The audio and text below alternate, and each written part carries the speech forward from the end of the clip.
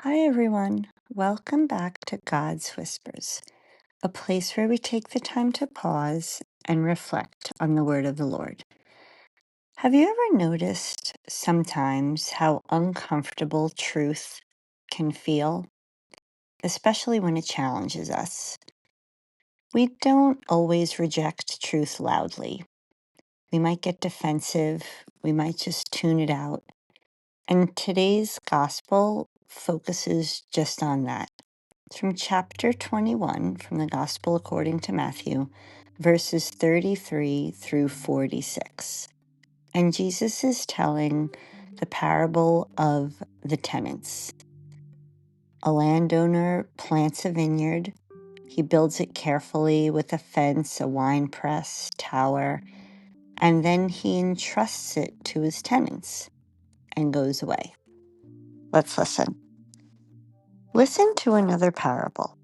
There was a landowner who planted a vineyard, put a fence around it, dug a wine press in it, and built a watchtower. Then he leased it to the tenants and went to another country. When the harvest time had come, he sent his slaves to the tenants to collect his produce. But the tenants seized his slaves and beat one, killed another, and stoned another. Again he sent other slaves, more than the first, and they were treated them in the same way. Finally, he sent his son to them, saying, "They will respect my son."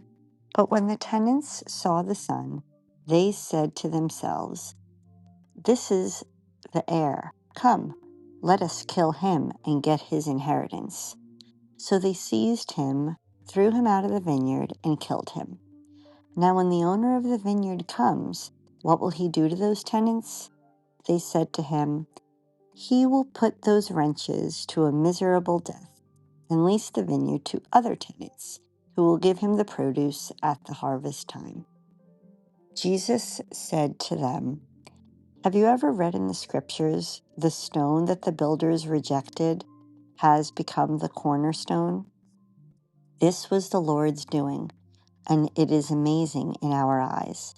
Therefore I tell you, the kingdom of God will be taken away from you and given to the people that produce the fruits of the kingdom. The one who falls on this stone will be broken to pieces, and it will crush anyone on whom it falls." When the chief priests and the Pharisees heard his parables, they realized he was speaking about them. They wanted to arrest him, but they feared the crowds because they regarded him as a prophet. Jesus is speaking, like I just said, to the religious leaders in Jerusalem, and this is during Holy Week. The vineyard image would have been immediately something that the religious leaders would have recognized. In Isaiah 5, from what I was reading, Israel is described as God's vineyard. So when Jesus tells this story, everyone understands the vineyard means Israel, the landowner means God, the servants are the prophets, and the Son is Jesus. He's confronting the spiritual leadership that has rejected prophets for generations, and now they're about to reject him. And that's why the leaders respond by wanting to arrest him. They know he was talking about them. So here's where we can apply it to us, because it's not just about ancient leaders. It's asking, where do I resist correction? Where do I protect control instead of surrendering? And where do I reject things that challenge my comfort? The tenants didn't want to lose power, so they rejected the Son. Sometimes we might do the same, just a little bit more quietly.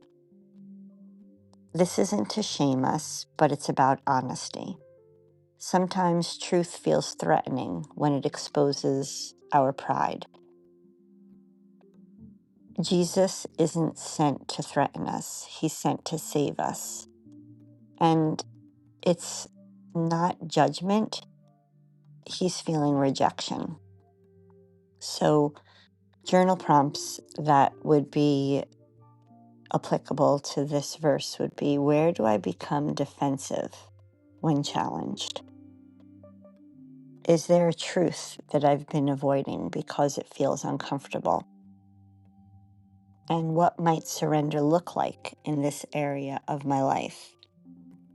And then finally, do I trust that God's correction is for my good? The invitation is simple. Don't reject God, who is meant to heal us. Don't push away the conviction that's meant to free us. The Son of God is not a threat.